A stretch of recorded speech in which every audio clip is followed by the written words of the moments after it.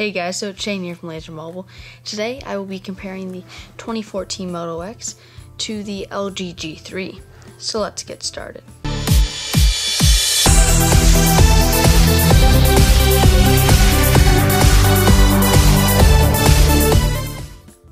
So to start off with the design of these two devices, the Moto X has a really cool bamboo design that is actually real bamboo. Now on this phone you can also customize it, so you can have a leather back or some other types of woods including mahogany, and it's just a really cool way to design a phone. You can also choose from a bunch of different kinds of polycarbonate backs. You can also customize the accent, so I have blue speaker grills and a blue rim around the Motorola thing. The sides of the device are metal, which gives a really nice feel in the hand, partnered with the bamboo. There's a rim around the camera where there is dual LED flash. There are 4 sensors on the front, there's 2 on the bottom, and then there are 2 more on the front, which allow the phone to kind of, like if you're getting a call, you can just swipe it to answer it and stuff like that, and it enables active display as well. And then on the front there are also the 2 front-facing speakers.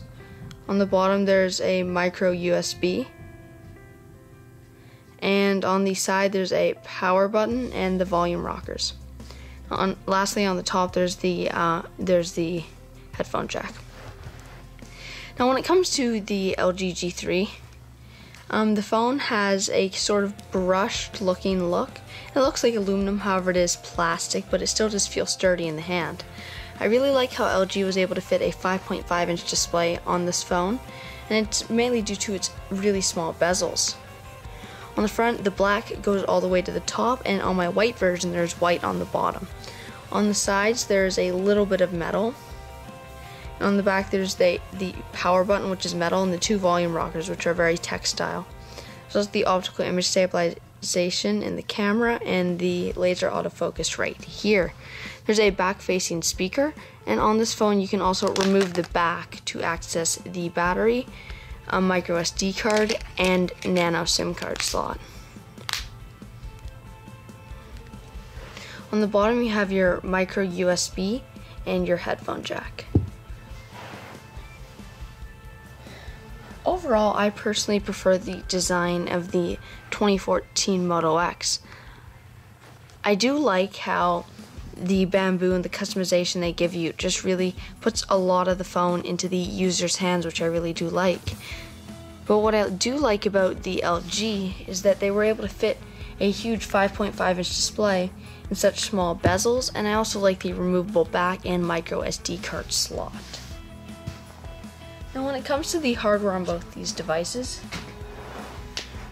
the LG G3 has a quad-core 2.5 GHz Snapdragon 801 processor with 3 GB of RAM on the 32 GB version, which is this version, and 2 GB of RAM on the 16 GB version. It is blazing fast and can pretty much handle anything you throw at it.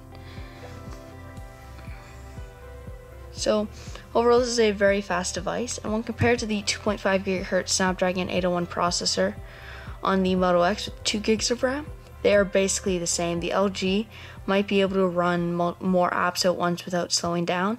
However, if everything's closed and it's just normal, both of these will run the same. Now when it comes to the screens on both of these devices, the 2014 Moto X has a 5.2-inch 1080p display with 424 ppi. This is a very nice display, and I like how they were able to implement a 1080p display this time, whereas on last year's model there was only a 720p display. Now the LG G3's display is one of the best on the market. It is a 5.5-inch 2K display with 534 ppi. It is a very beautiful display. When compared to the Moto X really just can't compare. However, the Moto X is priced $200 less than the LG G3, $700. I think it has been discounted to $650 now that it's been out for a while, but $500 for the brand new Moto X and $25 extra for the bamboo. So it is a lot cheaper, and you can really see that with the lesser quality screen. But if you look at the sizes of these two devices, the LG G3 is only slightly bigger than the Moto X, but it has a 5.5-inch display when compared to the Moto X's 5.2-inch display. This is because of the very small bezels around the side of the device, which I really like what LG did with those small bezels. Whereas if you look at the Moto X, the bezels are a lot bigger.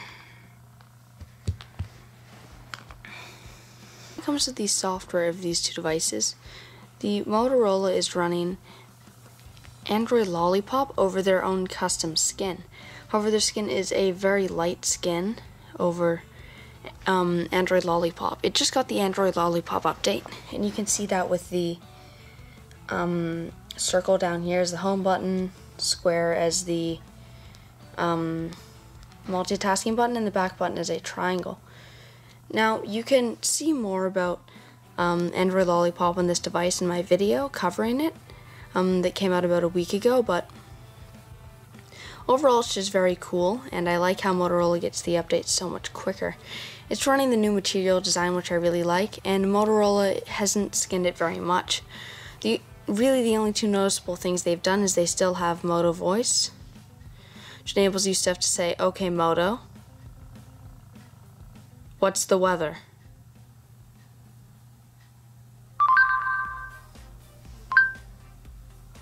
It's 55 degrees and clear in Granite Bay. So it really just runs through runs through Google. However, it has a bit more command stuff like read my texts. And on the lock screen, you have the active lock screen, which allows you, if you have notifications, to just quickly see them like that. Now, when it comes to the LG, it's still running KitKat, which is still a very cool version of Android, however, not nearly as nice as something like Lollipop, but there are a couple notable features on the LG. One of them is the ability to change the buttons. Originally there's just a home button, a multitasking button, and a back button, but since this phone's kind of big and it might be a bit hard to reach to the top, I added a notification button. So if you tap this button, it brings down the notification, which is very cool. I also like all of the toggles and the notifications that LG has. And the last thing is that when you shut the device off, I like that TV effect. You can actually change that. Again, I have another video on my channel showing you how to change the animation. But this is knock code, so instead of entering a passcode, you knock a certain password on the screen. You can also double tap to wake and then input your password, or while it's sleeping, if you input your password, it just bypasses the lock screen. This is a very cool feature, and I really do like the features LG has implemented. Overall, when it comes to software, I'd have to call this a tie, because I really do like features like knock code on the LG G3. However, when it comes to the Moto X, Android Lollipop's really cool, and I like their Moto voice. So overall, I'm going to have to call this part of the comparison a. So overall, I'm going to have to call this part of the comparison a tie.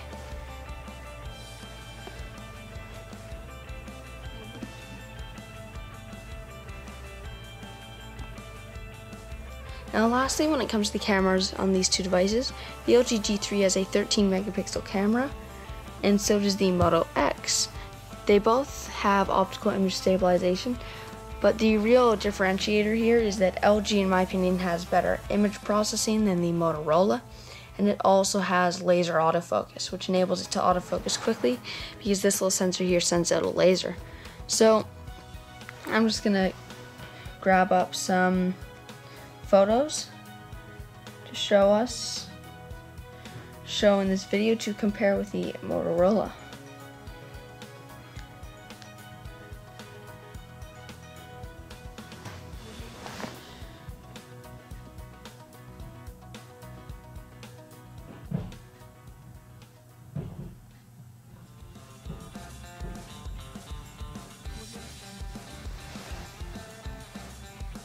So I'm actually just going to take a photo here, and I will focus with laser autofocus, and I snap the photo. I will do the same thing on the Motorola.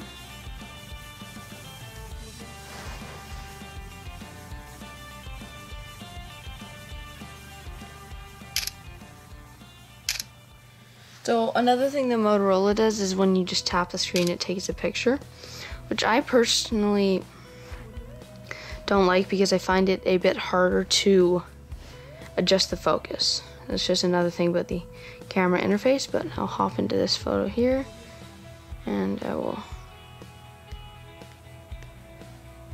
grab this photo in the LG. So here's the two photos. So just gonna zoom into the cabinet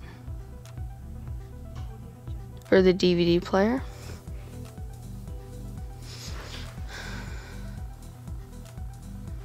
As you can see, they're both pretty dark. However, the Motorola produces it a bit brown or purple, while the LG does tend to keep it a bit more realistic. Now, they can both shoot in 4K, which is a really cool feature, but it's not really that useful right now without many 4K TVs. Now, going back to this photo here,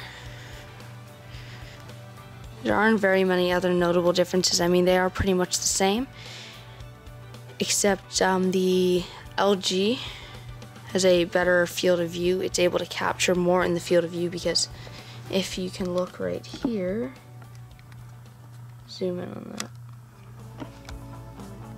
I took these from the exact same spot, and it's a lot farther back on the LG. And it's a lot farther back on the LG, whereas on the Motorola, you're more zoomed into the blanket right there. So I'm just going to zoom back out for my final verdict. So overall, both these devices are great devices. For the camera part, I would personally prefer that of the LG G3 for the wider field of view and just some other features that the Motorola cannot offer, such as laser autofocus. Now, when it comes to these two devices, I personally do prefer the Moto X. Its price point's amazing at $500. I like how it gets quick updates. I like Moto's good additions to the software, and it has a decent camera. It's not great. I like the front-facing speakers, and I like how you can customize the device to your liking. It's unique to pretty much any phone. Really like that. Now, the LG does have some upsides. If you like a bigger screen, I definitely recommend the LG, and the camera is only slightly better, so it's not a real differentiator. But if you like features like dual window and stuff, which you can get on the LG, I personally use that a lot when I'm using my LG. I would recommend that. So thanks for watching, guys. If you liked the video, please like and subscribe down below for everything mobile. Thanks for watching.